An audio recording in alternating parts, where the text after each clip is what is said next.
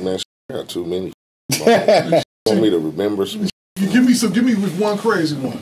The motherfucking nigga I had to get into it with at the goddamn 7-on-7 game, 2 weeks ago. Because everybody think this motherfucker is AWACS when they meet him. Okay. Man, I'm telling you, crazy motherfucking fan. I'm at my son's football game. I'm supporting the kid. You know, they doing good. And I guess homeboy had him too many drinks in the car or something, and he wanted to get to just telling me to take my ass home and get the up out of here and all because I'm cheering on my son for the opposite team. So it ended up in a crazy situation. But like I said, fans and people are, you know, it could be, like you say, a gift and a curse. You know, sometimes they can push the limits of their fan, whatever you want to call it, because they feel like, some of them just feel like they're privileged to some point, that you have to, you know, acknowledge them or whatever. But when I'm out and not on the MC8 tip, I just try to be normal and shit. I feel that takes me a long way to dealing with fans and shit. It's crazy. Yeah, you and Warren handle that. Warren G handle that pretty good because y'all can kind of blend in.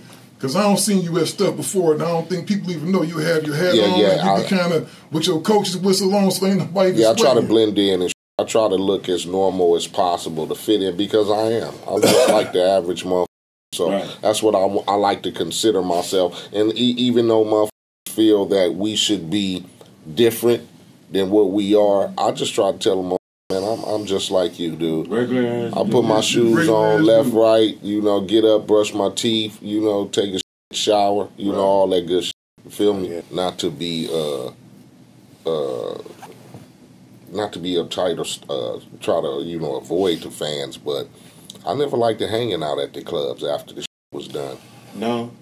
I'm the type of motherfucker, as soon as I'm done with the last song on stage, I'm off the stage and I'm straight to the car. Well, you know what I learned, man, because I used to go over to London a lot. And when I was performing and stuff, I would go over to London and all these other little, you know, remote places. And you've been to London before, right? Mm-hmm. You know, they clubs is down in basements and they're real small. So it used to trip me out. I went in this one spot out there. It's like you walk down some stairs and you really like in a basement. And it's like the room was about 2 of these rooms maybe. So when you go up on stage, the stage only this big and everybody right there in your face. And you know, in England, they use them pokers. I was seeing, I don't know, I had this one song, man, whenever it would come on, and we did the MTV bass tour over there for MTV, one of their little stations over there. Every show I did that song at, man, motherfuckers and that motherfucker getting jugged. So I'm up there doing my shit, and motherfuckers just start shanking each other. To this day, I don't know what the f that was about. I'm like, what the hell? That's some new shit for me. Me having a song, but they crazy over there, just different places. So when you saw that reception overseas, man, how did that make you feel? Is that when you, like, that kind of trip you out a little bit? Man, it does every single time. It has since the first time I toured overseas to, like, right before the coronavirus started. Do you feel the fan base or the connection to fans overseas sometimes is better than at home? Absolutely, because in LA and cats out here, they're too uptight. Motherfuckers, too hard to give them props. It's like, oh, he ain't from my body, he ain't from my hood. I'm gonna show love, but from a distance, I can't be too on them like that. Cats overseas, they don't give a. They don't got that pride. They ain't from a different neighborhood. They don't got that pride. Nothing. It's just about the music. You know what I'm saying? So it's like they don't give a. You see motherfuckers looking like they're ready to come out their panties and shit, their man and shit. Like, what the hell happened to you, homie? You have a little bit of pride, homie. You got some nuts between them legs, you know. But it's crazy. It's just a crazy. Yeah, I've learned the fan base is a little more extreme. Not to say that you don't get love from home, you know, because let's face it, you know, a lot of what has happened here is what got us to that you know, that ladder decline. The fans that we have here at home. But it's just something about being overseas. I don't know if it's the acceptance of hip-hop or whatever it is that they feel, the rebellion or whatever, but it seems like it's a little more appreciated, you know what I'm saying, when you go over there. And not to say you can't go to clubs or concerts here and people don't sing the words to your songs in there, but you just get that extra excitement, I guess, when you head overseas. Yeah, it's a little bit more extra, because I'm going to tell you, in Japan, England, and Ireland, those places, I think, like he said, they got a different appreciation, because they ain't trying to be hard. You got to remember, every motherfucker over here trying to rap, everybody over here trying to do what you do. So you got 50 niggas in the audience. 2 of them might be really fans that came to enjoy the show, but you got 48 other motherfuckers looking like, man, I'm realer than he is. Mm-hmm. You know, and they just standing back there just trying to be artists. Like, loosen up. You paid your money to get in this motherfucker. That's different though, dog. That's here. You have motherfuckers don't like your hood. You have motherfuckers that looking at you and just like, oh, me think you this and that. When you go out of state and overseas, they don't know who you are. They just love your music. It's totally different. Why we get that, James? Why because we get that? California has a tendency to motherfucking pick and choose what they want with and how they with it. Straight up. You know what I'm saying? Especially if it's a gangster out there rapping and he's from the other side is already uptight. Always. You know what I'm saying? Instead of motherfuckers getting along and getting together and embracing, we gotta fight. I mean, we've all had to deal with it, right? You Yeah. wake up one morning, you check your little social media, and it's just a motherfucker from nowhere. Don't know you from like, and sometimes I have to question myself, and I have to go into a nigga's DM and be like, "Do you know me?" I'm like, "Cause motherfucker just woke up just hating on a nigga just from nigga f your music, It's just what you about, and nigga, oh nigga, you ain't a G. You left out the G because the G ain't in you, and all this. Just niggas doing their little shit." And I'll be like, "Do you know me?" Like, cause you just woke up today, just like you just said Eiht today, and just woke up. They get all on your Instagram lives, and you see a motherfucker pop in and be like, "Hey man, you." And I'll be like, "Man, what happened today?" But so I'm just trying to figure out why we get that. Why we just get random niggas who just wake up, just like perfect example, the motherfucker at the football game. Yeah. You don't know me for shit. Mm-hmm. You just see me walking up and down the sideline, being the father supporting, and then all of a sudden you just turn around and go, "F you, homeboy, get up out of here." I'm like, so it questions me sometimes with a natural hate for motherfuckers come from. You know what I'm saying? I know you've been through it. We've all been through the scenario of you don't do nothing for the hood. You don't do nothing for the hood. You don't do nothing. Like it just puzzles me how motherfuckers just wake up with natural hate. And most of the time, you don't even know me, motherfucker.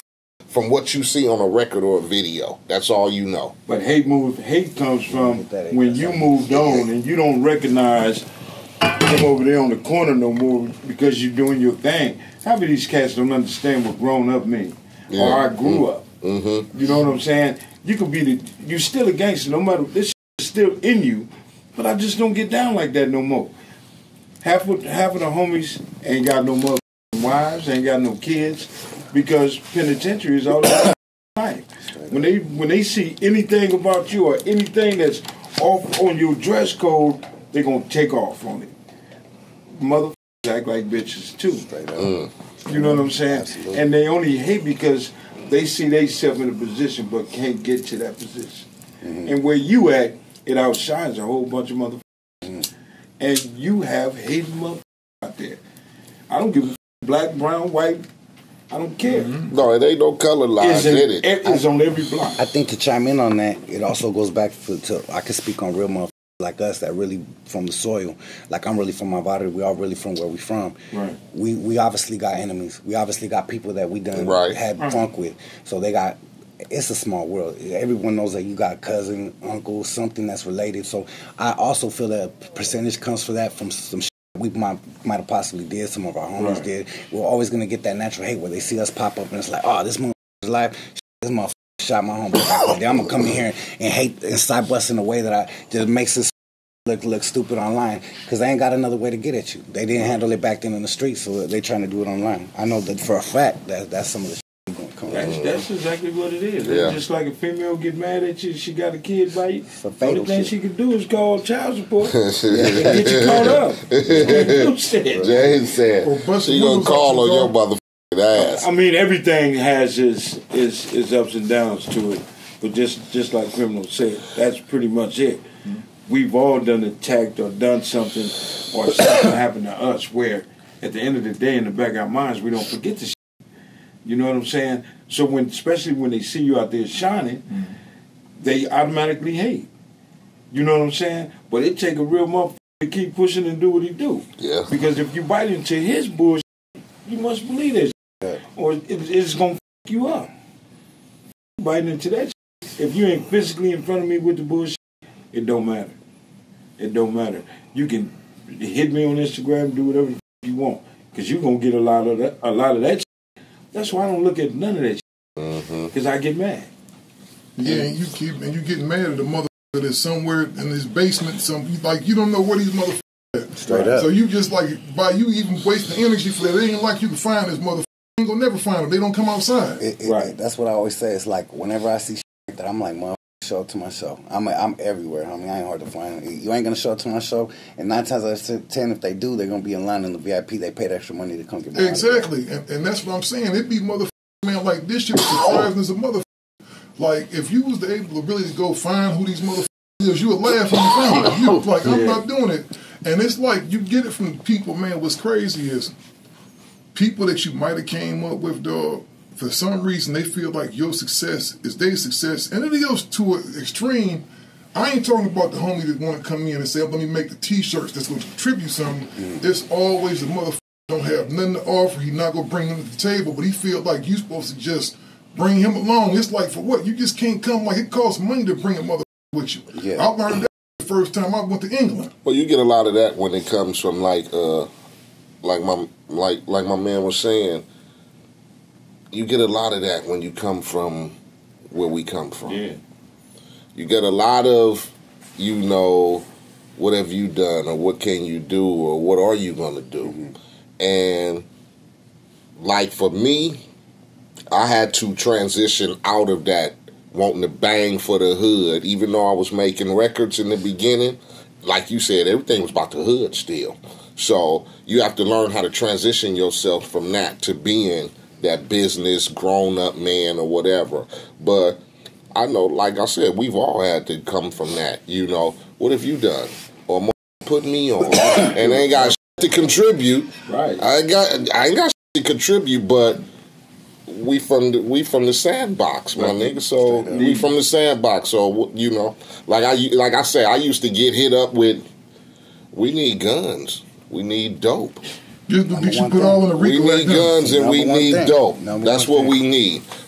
Some rap shit, some beats and shit, and going on tour and videos.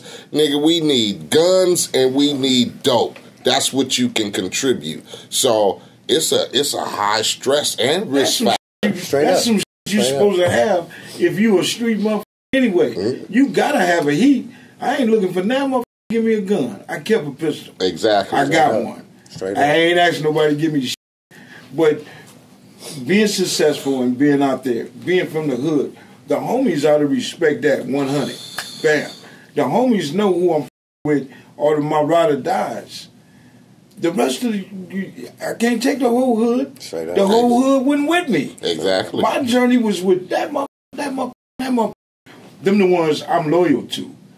Just because you homies don't mean you got to be, are you loyal to everybody 100. I got your back, but I'm not 100. This is my 100 here. Right here, I see. You know what I'm saying? And a lot of cats in the hood don't understand that. Like dealing with Suge, we had so many motherfuckers wanting to be a part of it. Just because he bring you aboard and say, come to the office, don't mean I owe you what I'm giving him. Because this motherfucker is beating them up. This motherfucker done win 100 for me. I owe him. You know what I'm saying? I gotta give him. I got him. So motherfuckers don't understand the difference. Just because we homies don't mean we with each other. How many motherfuckers you got in the hood that you really don't know? Straight up. You know what I'm saying? We only accepted the ones that was born and raised in the hood. Now these motherfuckers that came from Watts and now they claim the hood. Oh, you come along. But when you get rich, man, everybody expects you to take them. You can't take everybody with you. But showing love and respecting the homies is, I got the ones that was day one with me and they good. You know what I'm saying? That's what the respect is. And if the homies see your grind and see you come up from here to there, them the ones you don't know what the you talking about, homie. Watch your mouth. Don't speak on the homie like that. You know what I'm saying? So that's where the respect come from. The homies that you with that got your back and you hear that type of shit, and you ain't got to worry about that bullshit. But you don't have that today because everybody want to come up. Everybody want free money. Definitely. Everybody, like, all these experiences we're talking about, and I'm pretty sure early on, did you have to deal with any of that stuff? I've been dealing with it my whole career. I ain't gonna say no names, but there was a homie from my neighborhood that was in and out the pen, got a good name, the whole night. Everybody respected him. He was straight up, came out, was like calling mandatory meetings in my barrio. Like everybody had to pull up or else my was getting checked. Like he was putting like that structure back in. And he thought that I was some kind of sucker. And I had told him at one point, he pulled up to my studio session, I'm gonna put it out there. He put out a Tech 9 on me, you know what I'm saying? My own homeboy from my hood. And I told him, what you gonna do with that? You ain't gonna shoot me, you know what I'm saying? You think I'm supposed to be intimidated? I'm from your barrio, homie. They call me criminal from Silver Lake for a reason, homie. You think I'm gonna bitch out because you got a strap on me now? And he's like, oh, you gotta do this, do that, do that. That motherfucker got checked out of my hood. None of my homeboys claim him no more. So when you keep it authentic with your people, it doesn't matter how much motherfucker try to go against you, your people gonna ride for you. You know what I'm saying? My homeboy in the other room right here, he just got out from beating a life sentence. He had a life sentence. He wasn't coming out because this whole everything going on in the world right now, coronavirus. My other homie Iki just got out from doing 17 years. He smoked him. He got out from 17 years. They parted him. You know what I'm saying? So I mean, he's in the other room right now. I'm giving homeboys from my neighborhood opportunities right now. So people like that, my homeboys don't forget that. You know what I'm saying? Has to come be salty. You think my homeboys over here that I'm breaking bread with, that I'm taking care of and helping feed their families, are just gonna be like, oh yeah, criminal too? Nah, it don't go down like that. Right. Yeah, that's crazy how people just thinking. Really, you deal with that though. Yeah, that's when you crazy. come from this walk of life, that's real loyalty. Yeah, when you just explained real loyalty, respect. Yeah, when you come from this walk of life still, and you come from this banging shit, and you make a name for yourself, or you start I don't give a f- even if you the neighborhood nigga with the sack, and it's gonna be a motherfucker that feel like, nigga, you gotta kick in. Straight up.